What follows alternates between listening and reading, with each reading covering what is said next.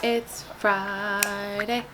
It's Friday. Hi everybody, happy Friday. Today I want to talk about what it's like to want to get your period back when you don't have motherhood as a plan for your future. This is my personal reality. I am not a mom and I do not have plans to be a mom. Yet recovering from amenorrhea was of utmost importance to me.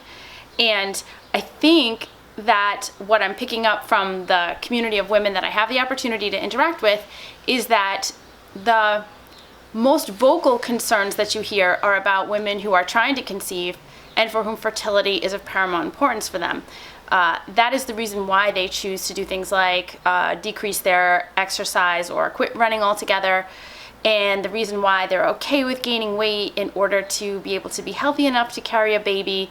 And that is a beautiful thing. What is different for me and what is different for many of us, we're not trying to prepare our bodies to be able to carry a baby, but we've still chosen to focus on our health because we want to be able to fight off all the other health implications that come from being in a state of amenorrhea. So I wanted to talk more about this because some of the emails I've gotten lately have reminded me that even though I'm cool with it and I know why I made my choice to recover from amenorrhea, there's a lot of women out there that are struggling with whether or not it is worth it to get their period back if they do not want to be a mother. I mean, like, it's just a few skipped periods. Why does it matter? This is compounded by the fact that they go to doctors and many times the doctors will say, it's not that bad if you don't get a period. Like, don't worry about it. Just let me know when you want to have a baby. Wow, okay. If I waited for that, I would still be not getting a period, okay? And that's not okay. Maybe you're too young to consider parenthood right now. Maybe you're just a teenager and you're like, I'm not trying to have a baby, so why do I need to worry about getting my period back? Maybe you are in kind of where I am, which is technically kind of like perimenopause, which is to say that you are past your childbearing years. Actually, no. Halle Berry had a baby at 45. Oh God. Okay.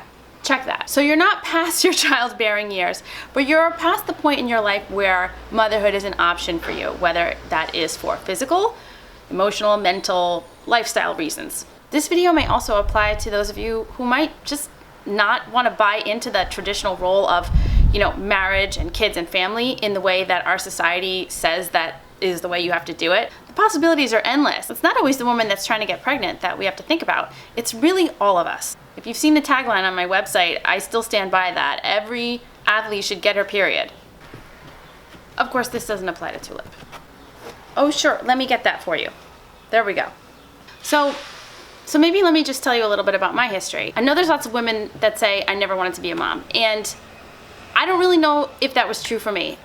Truthfully, I never saw myself being a mother, but it didn't stop me from considering it seriously when I was married.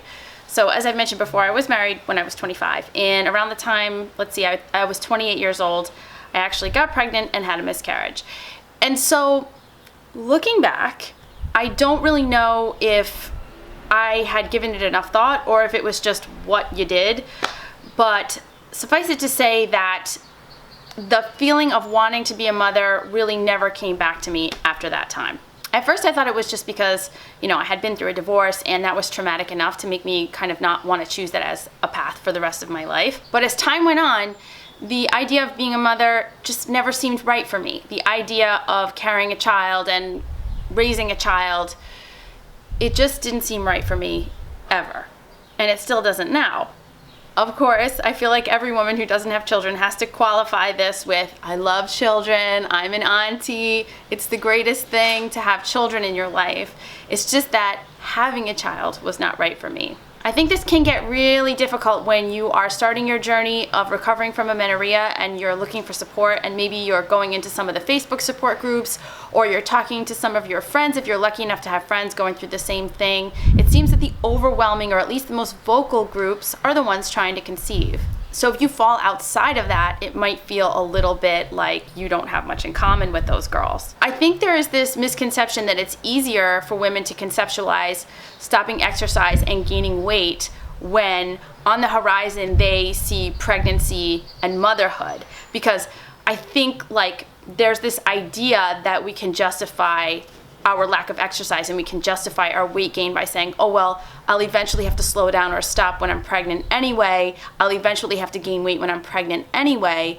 So where does that leave us, the women that aren't looking to get pregnant and don't have that as an end goal. By the way, I don't think it's easier for those women who want to be moms. I don't think it's easier for them to justify weight gain and slowing down on the exercise. I think it's just as difficult. I think it's hard for all of us. I don't think it matters whether you can justify your weight gain with motherhood or not. But also don't think that that's the only reason to actually want to get your period back.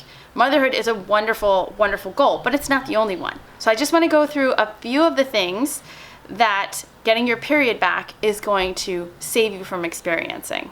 I used 2 great articles to support the information I'm about to give you, and I'm going to link them below so you can check them out. And I strongly suggest that you do, because anything that I'm going to give you here is just kind of a review of the article, but it's really worth it to check them both out. So there's really 3 important health issues when we're talking about long-term damage from amenorrhea. We're talking about osteoporosis, cardiovascular health, and brain functionality. You know, nothing important, just your brain, your heart, your bones. Unless you've been living under a rock, you know that osteoporosis is something that is a very real threat for women. If you think that this is something that you can either get past or not think about, or it's not that serious, go ahead and Google osteoporosis dowager's hump on Google and do an image search, and you tell me. The effects of osteoporosis, we all know, leads to stress fractures, which can be painful and debilitating. So it's not just that you're going to be in a cute boot where you can't run for 6 weeks. We're talking about pelvic stress fractures along the spine, things that are going to leave you limping and possibly not walking as an older person. So let's talk about brain functionality. When you are in a state of amenorrhea, you are there because your cortisol is extremely high. The effects of high cortisol in the brain over time are devastating. I'm not even going to go through like the ins and outs of all of this. I really want you to read the article below, but I'm just going to give you the short version. High cortisol over time inhibits cells from doing what they're supposed to do in the prefrontal cortex, which can lead to anxiety and depression, among other things. Learning and memory will also be affected. So if you get that kind of like brain fog thing because your body doesn't have enough energy, guess what? More to come. And finally, cardiovascular disease.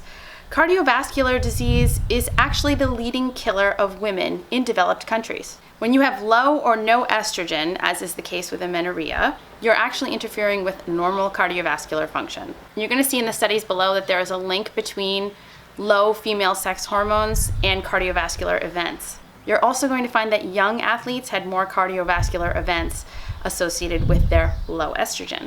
Of course, I don't need to tell you about hair loss, gut issues, low libido, etc., etc. You don't need the excuse of having a child to put your health first.